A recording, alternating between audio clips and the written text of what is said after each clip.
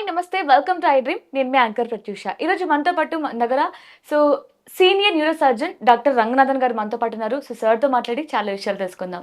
నమస్తే సార్. నమస్తే. So so కొన్ని కండిషన్స్లో ఏంటంటే 70+ ఒక్కొక్కసారి 90+ వాళ్ళకు కూడా మనం సర్జరీ చేయాల్సి ఉంటుంది. ఎలా ఉంటుంది సార్? వాళ్ళకి సేఫ్ అయినా సార్ సక్సెస్ రేట్ ఎలా ఉంటుంది? ఇది అటెండెన్స్ అడిగిన క్వశ్చనే మీరు అడిగారు. అంటే పేషెంట్ వస్తారు మాకు ఓపీడీకి, ఓకే, ఏదో వెన్నుపాములో ప్రాబ్లం ఉంది, స్పైన్లో, బ్రెయిన్లో ప్రాబ్లం ఉంది, దానికి సర్జరీ చేయాలి అని అనేసరికి ఫస్ట్ క్వశ్చన్ ఏంటంటే మరి ఈ ఏజ్లో చేయొచ్చు సార్ అని. దాని గురించి ఈ విషయం డిస్కస్ చేద్దామని ఈరోజు ప్రోగ్రామ్. ఇది చాలా ముఖ్యమైన ప్రోగ్రామ్. అందరికీ ఎవరిని క్రిటిసైజ్ చేసే విషయం కాకపోయినా అందరికీ ఒక ముఖ్యమైన సమాచారాన్ని అందజేసేటువంటి ప్రయత్నం. ఇప్పుడు భారతదేశం జనాభా రోజు రోజుకి పెద్ద వయసు వాళ్ళకి సంబంధించిన వయసుకు పెరుగుతూ ఉంది.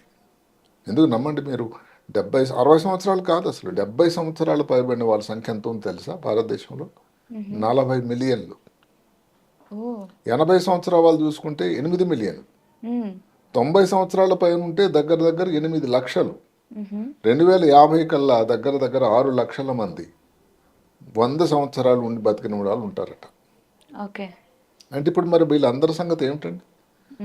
వాళ్ళకి నడువులోనే ప్రాబ్లం వచ్చింది అనుకోండి, బ్రెయిన్లో కానీ ప్రాబ్లం వచ్చింది అనుకోండి, మరి దానికి వైద్యం చేయాల్సిన అవసరం లేదా? ఇలా భయపడితే ఇలాగ భయపడితే. అదే కాకుండా ఈ మధ్యకాలంలో ఈ నెలలోనే ఏప్రిల్ నెల మొదట్లో 96 సంవత్సరాల స్త్రీ ముంబైలో ఒక హాస్పిటల్లో వెన్నుపాముకు శస్త్రచికిత్స అయింది. చక్కగా నడుస్తూ ఉంది. అంటే ఆయు ప్రమాణాలు ఎలాగైతే భారతదేశంలో పెరిగాయో ఆరోగ్య ప్రమాణాలు కూడా అలాగే పెరిగాయి. మెడికల్ ఇన్ఫ్రాస్ట్రక్చర్ పెరిగింది, సౌకర్యాలు పెరిగాయి, డాక్టర్లకి నాలెడ్జ్ నోహవ్ ఎక్కువైంది. ఒకప్పుడు ఏదో అమెరికాలో రొనాల్డ్ రేగన్ అని ఎంతమందికి పేరు తెలుసో లేదు కానీ ఒకప్పుడు అమెరికా అధ్యక్షుడు, మాజీ అధ్యక్షుడు దివంగత, ఆయనకి ఒక బుల్లెట్తోని ఇక్కడ షూటింగ్ అయితే 8 బుల్లెట్లు పోతే చెస్ట్ ఓపెన్ చేసి పెద్ద ఆపరేషన్ చేశారు. ఆయన వయసు ఎంత తెలుసు అప్పుడు? 71. తర్వాత 4 సంవత్సరాలకు 75 వయసులో పెద్ద క్యాన్సర్ మాదిరి పొట్టలో వేస్తే దానికి ఆపరేషన్ చేశారు. అట్లా ఆ తర్వాత ఇంకో 2 ఆపరేషన్లు. అంటే అతను 2 సార్లు ప్రెసిడెన్సీ 8 సంవత్సరాల నుంచి దిగిపోయే లోపలే 4 ఆపరేషన్లు అయ్యాయి. మరి అది ఎలా అనుకుంటాం? అది ఇది ఎప్పటి మాట? 1981లో. మన దేశంకి వస్తే దివంగత మాజీ ప్రధాని వాజ్పేయి గారు వయసు 75, నీ ఆపరేషన్. ఇప్పుడు నీ ఆపరేషన్ చిన్న ఆపరేషన్ అనుకున్నాం. మన్మోహన్ సింగ్ గారు 76 వయసు అయింది, బైపాస్ సర్జరీ 2వ అయింది. నేను ఎక్కడైతే చదువుకున్నా ఎయిమ్స్ ఢిల్లీలోనే. మరి ఇవన్నీ అలా లెక్కలేస్తే ఎట్లా? ఇప్పుడు అన్నిటికంటే ప్రపంచంలోనే అత్యంత సంపన్న దేశం, అత్యంత ప్రతిభాశాలి దేశం అయినట్టు అమెరికా తాలూకు అధ్యక్షుని వయసు ఎంతండి? 79. మన భారత ప్రధాని 75 అయిపోయి 76లో ప్రవేశించాడు ఆయన. అలా లెక్కలు వేసుకున్నట్టయితే ఇవంతా ఇక్కడ ముఖ్యమైన విషయం ఏంటంటే వయసుకు సంబంధించి 2 విషయాలు ఉంటాయి.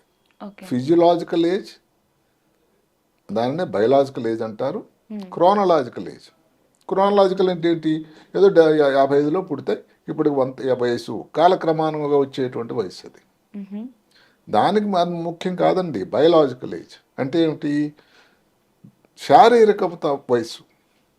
అంటే ఆ వ్యక్తి తాలూకా శరీరంలో కణాలు, అన్ని అవయవాలు, ఊపిరితిత్తులు, గుండె, లేకపోతే మిగతా మెదడు, ఇవన్నీ ఎంత బాగా ఉన్నాయి, ఎంత షార్ప్గా ఉన్నాయి, ఎంత యంగ్గా ఉన్నాయి.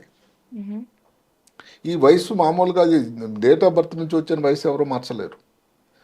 ఏదైతే బయలాజికల్ ఏజ్ అన్నది చాలా వరకు మంచి ఆహారం తీసుకోవడం కానీ, అలవాట్లు కానీ, లైఫ్ స్టైల్ కానీ, ఎక్సర్సైజ్ కానీ దీనివల్ల తగ్గించవచ్చు.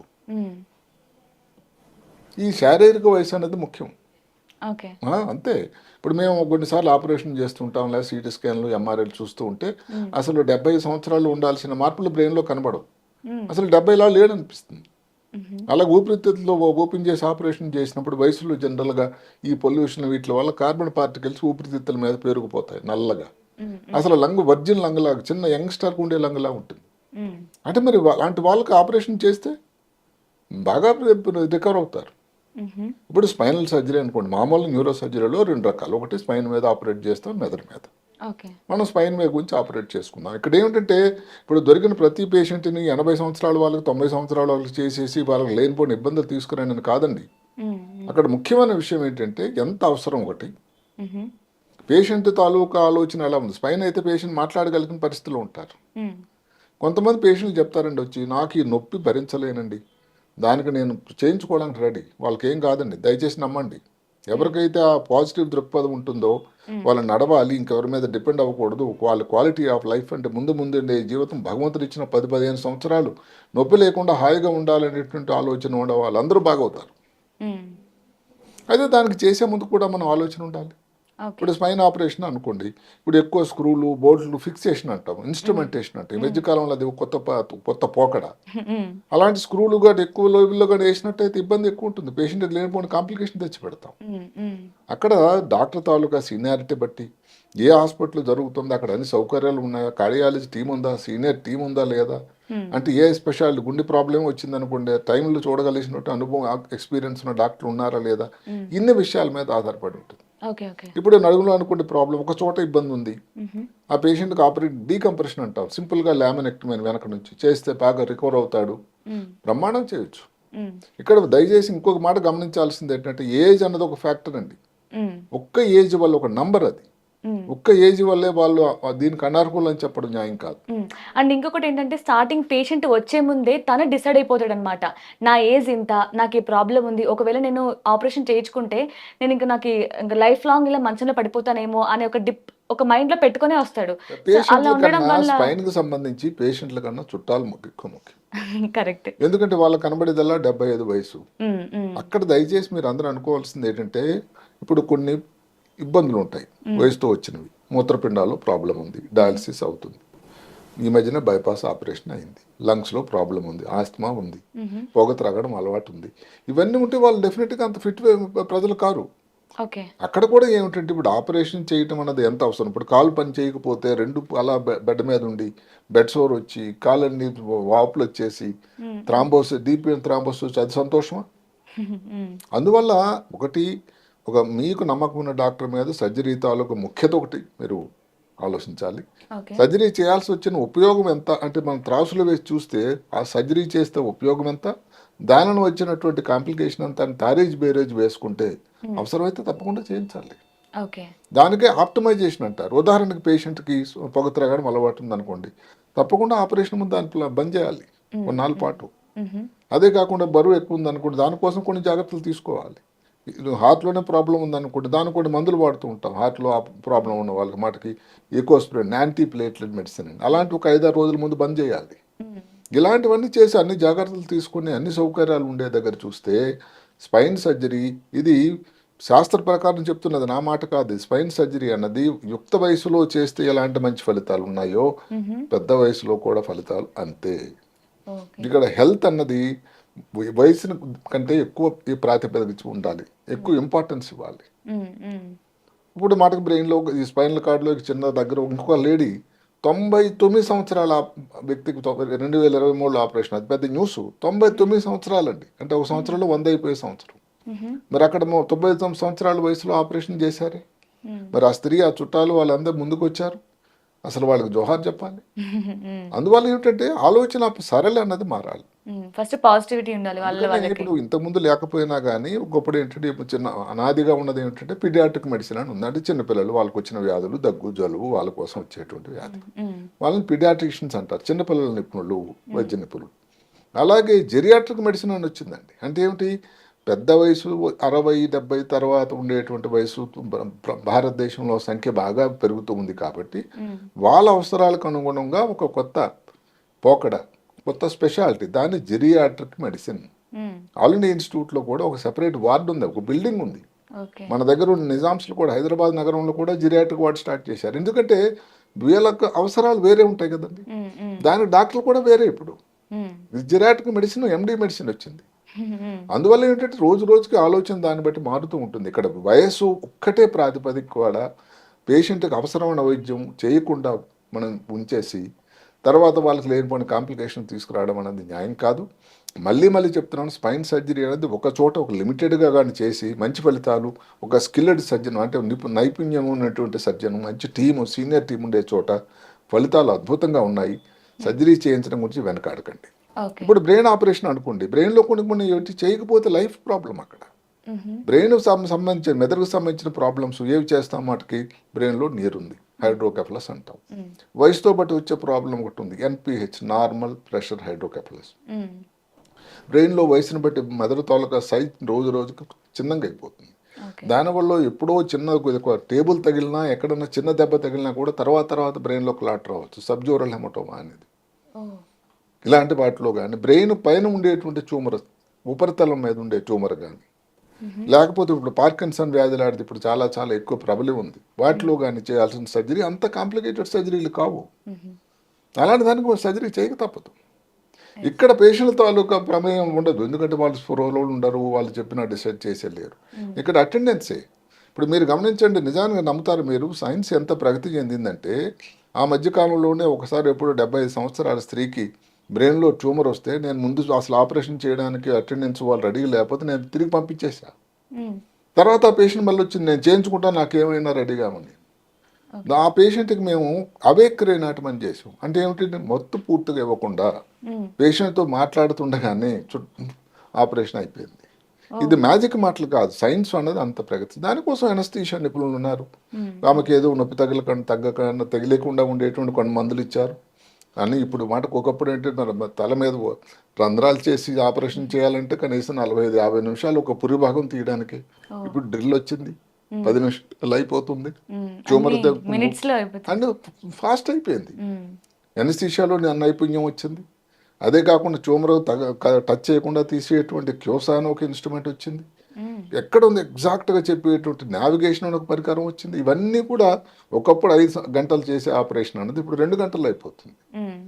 దానివల్ల స్పైన్ ఆపరేషన్కి వచ్చినట్టయితే మినిమల్ ఇన్వేజన్ వచ్చాయి. అంటే ఏంటంటే చిన్న కోత, గంటు, ఇంత పేం కట్ చేయాల్సిన అవసరం లేదు, రక్తం తక్కువ అవుతుంది, ఇన్ఫెక్షన్ తక్కువ ఉంటుంది. ఇలాంటివన్నీ సౌకర్యాలు ఉన్న సమయంలో దానికి ఇప్పుడు సబ్జోరల్ హెమటోమా అని అనుకోండి, చాలాసార్లు పూర్తి మత్తుగా ఇవ్వకుండా 2 రంధ్రాలు, ఇక్కడ ఒక రంధ్రం ఇక్కడ రంధ్రం చేస్తే బ్లడ్ కానీ బయటకు వచ్చేస్తే బ్రహ్మాండమైన ఫలితాలు ఉంటాయి. ట్యూమర్ కూడా బ్రెయిన్ పైన ఉండేటువంటి ట్యూమర్ తీయడం అనేది కంప్లీట్ ఈజీ.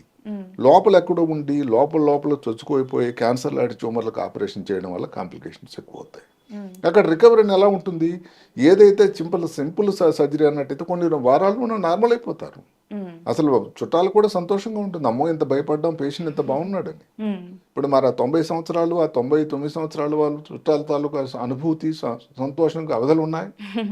అలాగే ఒకవేళ మీ చుట్టాలకు ఎవరికి కూడా ఆ వయసు వాళ్ళకి ప్రాబ్లం రాకూడదని మనం అనుకున్నా కూడా వయసు ఒక్క దాన్ని బట్టి దయచేసి ఆపరేషన్ దానికి బ్లాక్ చేయొద్దని నా మనవి. ఇప్పుడు ఈ రోజుల్లో అనుకోండి, ఒకప్పుడు అంటే బ్రెయిన్ ఆపరేషన్ చేయాలని ఇంత పెద్దది ఓపెన్ చేసేవాళ్ళం. ఇప్పుడు నావిగేషన్ ఉంది, ఎక్కడైతే ట్యూమర్ ఉందో దాని మీద ఒక లైన్ లాగా గీస్తాం. అంటే ఎంత టైం సేవ్ అయిపోయిందండి, అక్కడ ఎంత తక్కువ బ్లడ్ లాస్ అవుతుంది. ఈ మధ్యకాలంలో బ్రెయిన్ ఆపరేషన్ చేయడానికి అసలు బ్లడ్ వాడాల్సిన అవసరం చాలా తక్కువ అయిపోయింది. ఎనస్థీషియా తాలూకు ఏదోనా కానీ బాగా బ్లీడింగ్ అయ్యే అవకాశం ఉంటే 60-70లోనే బ్లడ్ ప్రెషర్ నుంచి ఆపరేషన్ చేసే సౌకర్యం వచ్చింది. ఇన్ని సౌకర్యాలు హైదరాబాద్ నగరంలోనే ఉన్నాయి, ఇన్ని హాస్పిటల్లో. అలాంటి ఉన్నటువంటి సౌకర్యాన్ని మీరు తీసుకొని ఆపరేషన్ చేయాల్సిన అవసరం ఉండేటట్టు అయితే బ్రెయిన్ ఆపరేషన్ అయితే చెప్పినాడు ఇవన్నీ కానీ, స్పైనల్ ఆపరేషన్లు కానీ ఒక్కటాలు అయ్యే ఉంటుంటే ఇదేదో చాలా లైట్గా చెప్పేసి ఏ కాంప్లికేషన్ లేదని కాదు, కాంప్లికేషన్స్ ఉన్నాయి. కాంప్లికేషన్స్ అంటే ఏంటి, 8 నుంచి 50% అయితే స్పైనల్ ఆపరేషన్ అయితే. ఇలా బ్రెయిన్ ఆపరేషన్ అయితే ప్రాణానికి కూడా రిస్క్ ఉంటుంది. ఇప్పుడు చేయకపోతే ఏంటి, చేస్తే ఏంటి. ఇప్పుడు దానికి ఏమైనా ప్రత్యామ్నాయం ఉందా, మందులు లేవు, ఆపరేషన్ చేయాలి, చేస్తే రిస్క్ ఏంటి, చేయకపోతే. ఇవన్నీ చూసి దాన్ని బట్టి ఒక నైపుణ్యం ఉండేటువంటి డాక్టర్లు టీం దగ్గరికి మీరు చూజ్ చేసుకోండి. మంచి హాస్పిటల్కి, మల్టీ స్పెషాలిటీ హాస్పిటల్ ఏదో చిన్న నర్సింగ్ హోమ్లు కాకుండా చూజ్ చేసుకుని వారి మీద పూర్తి నమ్మకం ఉంచి వాళ్ళు మంచి చేస్తారని ఒక దృక్పథంతో ముందుకు వెళ్ళినట్టయితే బ్రహ్మాండ మంచి ఫలితాలు ఉంటాయి. అందువల్ల ఈ రోజున ఉన్నటువంటి ప్రోగ్రామ్ తాలూకు ముఖ్యత ఏమిటంటే వయస్సు ఒక్కటే కాదు, ఇక్కడ బయలాజికల్ వయస్సు ఏదైతే ఫిజియలాజికల్ వయస్సు, శారీరకంగా ఎంత ఆరోగ్యంగా కణాలు కానీ అవయవాలన్నీ ఉన్నాయి. వాళ్ళు కానీ యాక్టివ్ ఉన్నారనుకోండి, కొంతమంది మనం చూస్తూ ఉంటాం 75 వయసు చెప్తే లేదని మీరు 50 లాగా ఉన్నానంట. అని అర్థం ఏంటండి, వారి ముఖ వర్చస్సు కానీ, శరీరంలో మిగతావు కానీ, వారి యాక్టివిటీ కానీ అవన్నీ ముఖ్యం. ఇదే సన్నగా ప్రియలుగా ఉండి 75 సంవత్సరాలు 80 సంవత్సరాలు సజ్జన వద్దంటాం, మేము ఆపరేషన్ వద్దంటాం, మాకు మాత్రం రిజల్ట్స్ కావాలి కదండి. అందువల్ల ఇప్పుడు అంతే కదా, అందువల్ల ఏంటంటే ఇక్కడ ఏదో ఒక్క పైసల ప్రాతిపదికే కాదు, ఇక్కడ అక్కడ వ్యక్తికి కూడా బాగా చేయాలన్న ఆలోచన కూడా మాకుంటుంది. బాగా కావాలని మీరు కోరుకుంటారు కాబట్టి ఇద్దరు సంయమనంతో పేషెంట్కి బాగా చేసేటువంటి ఒకే ఒక ముఖ్య ఉద్దేశంతో పేషెంట్కి మనం సర్జరీ చేయాలి. ఎగ్జాక్ట్లీ సార్, మీరు చెప్పింది కరెక్టే. ఇప్పుడు 90 వాళ్ళు కరెక్ట్గా అంటే మీరు అన్నట్లు బయాలజికల్ ఏజ్ బాగుండి వాళ్ళు ఫిజికల్గా కానీ అండ్ మెంటల్గా మంచి లైఫ్ స్టైల్ మెయింటైన్ చేస్తుంటే మీ మాట కడ్డొస్తున్నాను. ఆ స్త్రీ ఒకటే మాట చెప్పే స్టేట్మెంట్ చదివాను.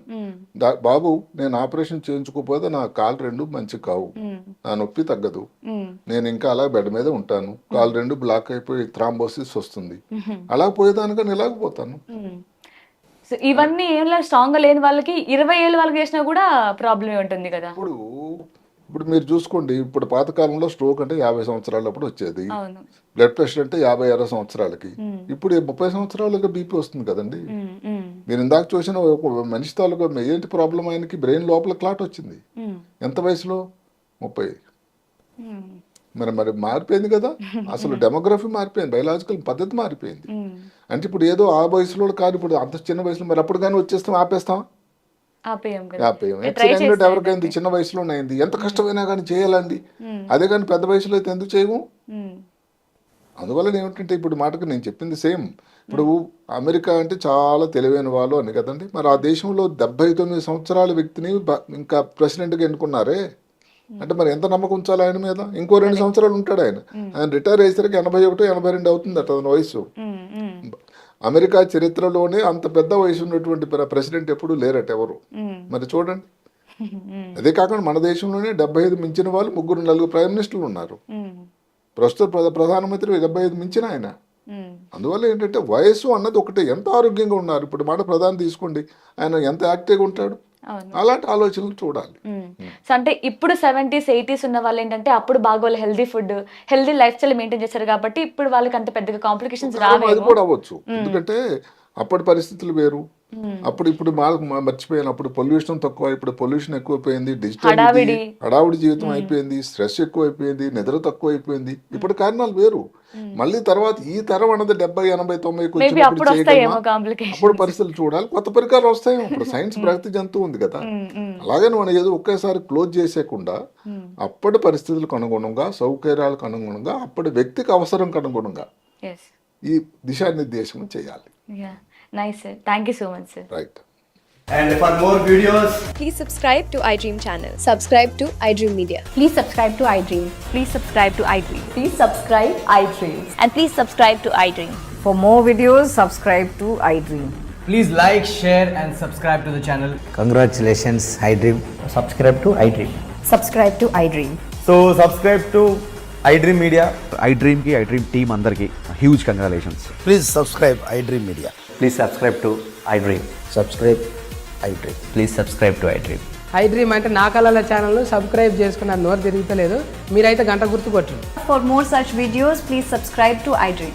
Subscribe to iDream. Please subscribe to iDream. Please subscribe iDream Media. Please do subscribe to iDream. Please subscribe to iDream Media. For best entertainment and information, please subscribe iDream. And don't forget to subscribe to iDream.